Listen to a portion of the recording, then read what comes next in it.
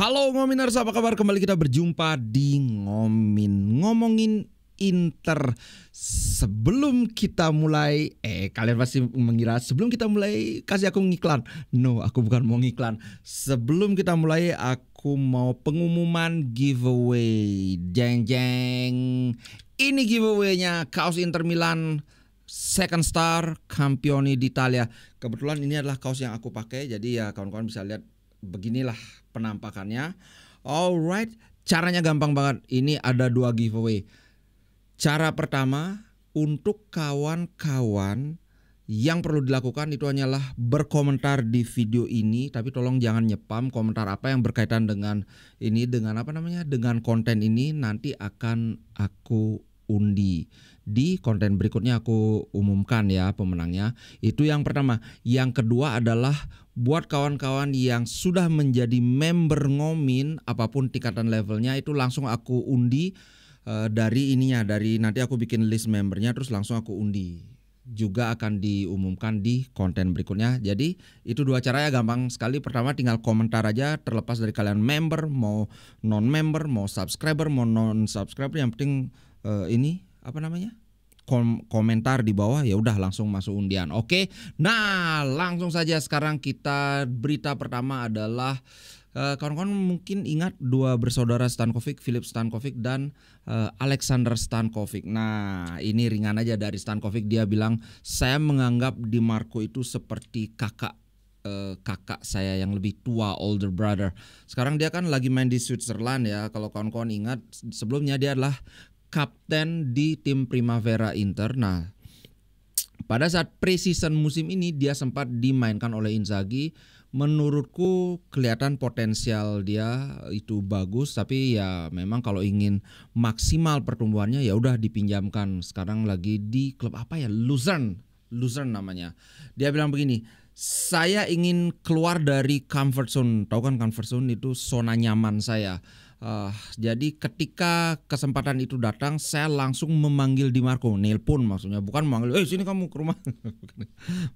Yang saya anggap seperti kakak saya dan saya meminta saran darinya.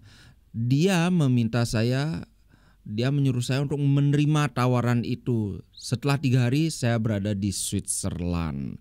Nah, Alexander ini seperti yang aku bilang, dia muncul dari Akademi Muda Inter, bahkan menjadi kapten tim Primavera. Dia bisa, posisi utamanya dia adalah gelandang bertahan. Jadi di posisinya Hakan, posisinya Aslani juga. Tapi kelebihannya adalah dia juga bisa bermain sebagai center back. Nah ini aku terus terang nggak tahu apakah dia benar-benar bisa, tapi apakah hanya dicoba oleh Inzaghi waktu itu main jadi center back. Mungkin pengen dilihat ini bisa apa enggak kayak gitu. Tapi yang jelas posisi aslinya adalah gelandang bertahan. Kalau gelandang bertahan mestinya sih bisa juga jadi gelandang tengah, karena itu udah hampir satu paket. Apa ya? Apalagi di skema Inzaghi itu sangat agak mirip lah ininya. Peran dan fungsinya gitu bro. Aku berharap Stankovic ini bisa masuk ke level senior Inter Milan, tapi ya namanya harapan kan, belum tentu kenyataannya sesuai dengan harapan. Kita lihat saja nanti bagaimana perkembangan dia. Kemudian si kakaknya apa adiknya ya, si Filip itu yang jadi goalkeeper, sekarang main di Venezia kan kalau nggak salah. Ya betul, di Venezia. Dan walaupun Venezia sekarang lagi ya acak-adut lah. Ada di ini kan, di papan bawah, bahkan sudah masuk zona degradasi, tapi at least dia tetap dapat menit bermain. Jadi itu yang paling penting, karena ya dia dipinjamkan kan sasarannya bukan untuk nyari juara, tapi untuk mendapatkan menit bermain. Begitu bro. Nah berikutnya adalah Jan Bisek. Germany is my priority. Ini sudah banyak beredar wawancaranya, jadi aku akan bahas sedikit saja. Ini menceritakan tentang bagaimana kesempatan Jan Bisek untuk masuk ke timnas Jerman itu mulai terbuka, terutama setelah Nagelsmann sendiri datang di pertandingan Inter melawan Arsenal. Ini sih mantap. Dia bilang gini, ketika saya mengangkat telepon saya mendengar suara yang berkata, "Hi, I'm Julian Nagelsmann, pelatih Jerman." Itu adalah sebuah perasaan yang luar biasa. Saya berpikir, wow, luar biasa. Pelatih timnas tahu nama saya. Ini adalah sesuatu yang besar dan saya sangat bahagia dengan hal itu. Saya benar-benar mengapresiasinya. Ini adalah tanda sebuah respect. Tapi tentu saja Bisek juga memahami bahwa ini adalah sebuah tugas yang sangat besar, yang sangat berat. Karena ya defender Jerman hebat-hebat, apalagi si itu Rudiger, itu siapa lagi ya, aku lupa sih defender Jerman siapa aja. Hummel kan Jerman juga, kemudian tapi Hummel sudah agak menurun sih sekarang ya. Ada Rudiger aja sih yang aku tahu kalau di Jerman. Siapa lagi dia di Jerman? Oh itu Jonathan Tah, itu kan Jerman juga, itu bagus juga itu. Nah kemudian dia bilang begini, ada beberapa defender yang luar biasa yang menonjol di tim nasional. Jadi saya harus membuktikan lebih banyak lagi untuk meyakinkan bahwa saya layak mendapatkan tempat di sana. Tapi saya benar-benar percaya. Dan dia juga bilang, nah Rudiger, impiannya itu adalah bisa bermain dengan Rudiger. Bertahan bersama Antonio Rudiger di tim nasional adalah impian absolut saya. Dia adalah role model dan saya benar-benar ingin memiliki agresi seperti dia. Dengan dia, lawan itu akan sudah berpikir bahkan sebelum pertandingan dimulai. Oh no, saya nggak mau menghadapi dia. Gitu ceritanya dia. Nah, itulah mentalitas yang saya ingin miliki ketika menghadapi lawan. Wih, mantap. Kalau Bisek sampai masuk timnas, tentu saja ini bagus ya, artinya diakui, dan ini juga akan bagus bagi kepercayaan dirinya. Walaupun ya bagiku Bisek ini bukanlah pemain yang kekurangan kepercayaan diri. Dia kan memang sangat percaya diri. Dari baru datang aja dia sudah ngomong kan, kesenangan saya itu adalah melihat ekspresi frustasi di wajah striker. Ingat gak dia ngomong gitu? Oke, berikutnya adalah Dumfries. Nah ini akhirnya dia buka suara tentang perpanjangan kontrak dia yang agak berlarut-larut. Ternyata ini bukan sepenuhnya salah dia juga sih. Dia bilang begini, ya secara alami ini memang memakan waktu yang lama karena kami harus menunggu pemilik baru untuk mengambil alih, kata dia. Kami bernegosiasi dalam waktu yang lama, tapi pada akhirnya saya bangga dan bahagia setelah menandatangani kontrak di sini. Saya rasa ini tidak mudah bagi mereka dan ini juga tidak mudah bagi saya. Ini membuat hal ini jadi lebih sulit dan memakan waktu lebih lama dari biasanya, dia bilang begitu. Nah, ya kita bisa ngomongin muter-muter tapi pada akhirnya ya memang ini masalah uang gitu. Ya bagus, jujur dia ngomong kan. Maksudnya we can go around itu, maksudnya ya kita bisa ngomongnya muter-muter tapi ya pada akhirnya ini masalah duit gitu. Klub ini selalu bersikap baik pada saya dan pada akhirnya kami berdua sama-sama bahagia. Saya menikmati diri saya dan niat saya adalah ingin bertahan sampai 2028. Nah dia juga mengomentari tentang Bove ini sedikit. Tentu saja ini adalah sebuah ada rasa terkejut yang sangat besar. Kami mendiskusikan apakah bola itu out atau tidak sebelum saya melakukan crossing yang berakhir gol itu. Tapi kemudian saya melihatnya jatuh ke tanah. Pada saat itu saya memahami situasinya dan semua orang bereaksi secara cepat. Untungnya hari ini kami menerima konfirmasi bahwa dia sudah stabil dan sudah bagus, sudah baik kondisinya. Yang mana ini merupakan tanda yang bagus. Hal yang paling penting adalah dia kondisinya bagus gitu bro. Wih. Oh dia ada juga mengomentari terakhir aja ya tentang mantan pelatihnya itu Alex Pastur. Dia berterima kasih, wah ini inget dia sama yang berjasa. Dia bilang begini, dia berarti banyak bagiku. Saya rasa dia secara mental mempersiapkan diri saya. Selain menjadi pelatih pertama saya dalam dunia sepak bola profesional, dia mengajarkan banyak hal pada saya dan mengenalkan banyak konsep pada saya. Dia membuat saya bahagia dan pelajaran yang saya terima darinya akan tetap saya pegang selama karir saya. Wih, berarti ini yang bisa ini bagus ini, dia bukan kayak kacang lupa kulitnya, guys. Bangga aku jadi lawyernya Bisek. Oke, tadi terus tentang pemain-pemain internal. Sekarang berita tentang target internal. Dari udah berapa lama banyak yang nanya, beli gimana beli tentang Mercato nih, udah mau Januari nih gimana? Target siapa? Oke, pertama Meret, kipernya Napoli nih. Kebetulan kiper Italia juga. Nah, aku sudah baca beritanya. Jadi intinya begini, Inter kan memang berminat pada Meret. Sebenarnya bukan berminat kayak wah ini harus dapat, tapi Meret ini merupakan salah satu target yang diincar Inter karena tampaknya ya kesimpulanku beberapa minggu lalu udah benar ternyata bahwa manajemen dan pelatih masih kurang puas dengan Josep Martinez. So Inter masih ingin mencari kiper yang benar-benar bisa dijadikan kiper pertama.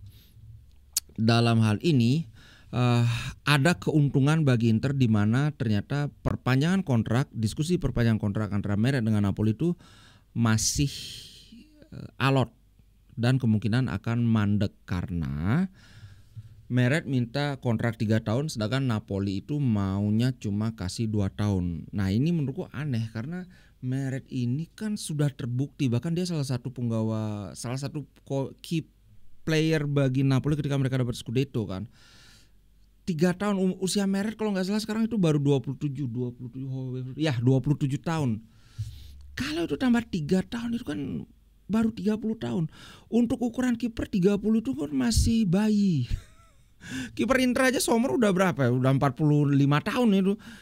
Aku nggak ngerti, tapi ya biarin, kalau memang Napoli nggak mau pakai ya menurutku layak diambil oleh Inter, apalagi kalau gratis kan. Meret dibandingkan Jose Martinez ya jelas bagusan Meret lah. Menurutku masih tidak lebih bagus dibandingkan Sommer, tapi ya karena namanya usia kan, bisa dia cedera, bisa rabun atau nambah katarak mungkin gitu.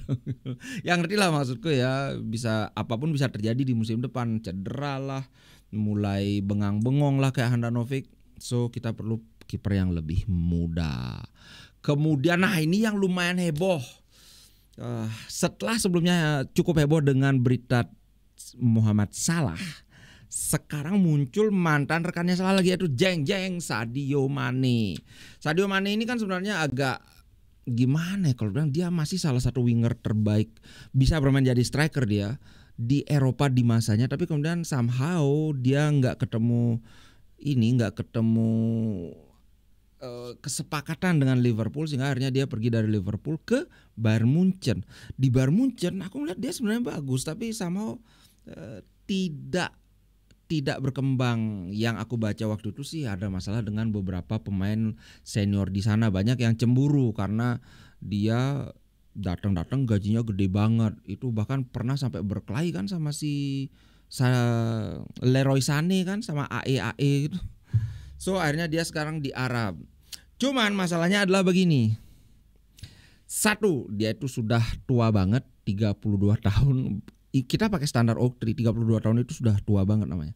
Yang kedua, tahukah kawan-kawan berapa gaji dia di Al-Nassr? Itu 40 juta kotor. 40 juta kotor berarti sekitar 20-an begitu kan. Gila, ini Inter nggak mungkin 10 juta aja. Inter kayaknya nggak akan mau ngasih gaji 10 juta. Jadi kayaknya ini cuman itu saja, cuman gosip aja supaya ada aja bahan berita. Kayak mustahil banget deh guys. Mane ini aku suka pemain yang bagus, dia punya kecepatan, dia bisa placing shotnya dia bagus, power dia juga punya, dribble juga oke banget. Dia di Liverpool kan bukan kalah tenar sih, cuman Mohamed Salah aja yang lebih bagus daripada dia. Kalau kawan-kawan ingat Trisula, Salah, Mane sama Firmino, ngerinya. Tapi ya itu, ini di luar jangkauan Inter. Aku nggak ngelihat Inter bisa ngedapetin Mane, kecuali dia mau ya kasih aku gaji 7 juta aja mau. Kayaknya nggak mungkin. Oke, nah sekarang bro kita bahas soal defender. Ada 2 nama yang benar-benar mencuat. Yang pertama itu adalah Jaka Bijol. Ini kan sudah cukup lama, tapi ada kabar bahwa Inter mungkin akan mempercepat akuisisi Jaka Bijol. Bisa jadi di Januari. Karena ya manajemen melihat ini kok sudah semakin sering cedera nih Acerbi. Sekarang Acerbi sembuh, apa jaminannya bahwa lagi 2 bulan dia nggak cedera lagi, kan begitu. So dengan Pavard yang cedera, yang walaupun perkiraan awal itu bulan Januari sekitar tanggal 4 atau lawan apa ya kita? Supercopa kalau nggak salah ya, lawan Atalanta itu dia sudah bisa bermain. Tapi itu kan baru perkiraan. Sehingga Jaka Bijol ini menjadi incaran yang sangat serius. Dan kebetulan dia memang udah terbiasa bermain di center back di bagian tengah dari 3 back. Udinese cukup sering main pakai 3 back kan. Itu Jaka Bijol. Aku sudah pernah bahas Jaka Bijol, trait dia, karakter permainan dia kayak gimana, jadi nggak akan aku bahas terlalu banyak. Nah, berikutnya adalah defender Fiorentina. Ini sepertinya lebih menarik karena umurnya baru 21 tahun. Kawan-kawan mungkin ada yang ngikutin, namanya Pietro Comuzzo. So di musim ini dia mulai mencuat namanya dengan Fiorentina, cukup bagus. Bagian yang cukup penting dari skuad Fiorentina, yang mana Fiorentina sekarang ada di peringkat 4 dengan 28 poin. Kalau kawan pasti udah tahu Inter dan Fiorentina sama-sama belum memainkan pertandingan pekan ke-14 karena masalahnya Bove itu. So dari itu kalau aku lihat di sini mereka baru kebobolan 10 gol. Berarti di atas kertas pertahanan Fiorentina itu lebih bagus dibandingkan pertahanan Inter. Nah, salah satu komponen pertahanan Fiorentina ya si siapa namanya tadi? Pietro Comuzzo ini. Jadi ya aku cukup ngelihat ini pemain bagus. Aku sudah sempat lihat ininya, highlightnya. Dia itu pemain yang nyaman mengendalikan bola kayak Bastoni, kayak Pavard itu. Jadi bukan tipe pemain yang dapat bola buang, enggak. Dia tuh bisa. Dan dia itu cukup sering aku lihat melakukan umpan terupas panjang. Bahkan beberapa kali juga dia long ball, bola lambung itu. So, ini adalah tipe defender yang cocok dengan Inzaghi. Kalau kita bandingkan dengan Jaka Bijol, jelas bagusan Bijol. Umur juga lebih matang. Tapi kalau kita lihat harga, maksudnya usia yang baru 21 tahun, mestinya harganya paling berkisar 15 jutaan. Kalau aku sih ngelihat dengan harga segitu ini sangat layak, bahkan mungkin 20 juta pun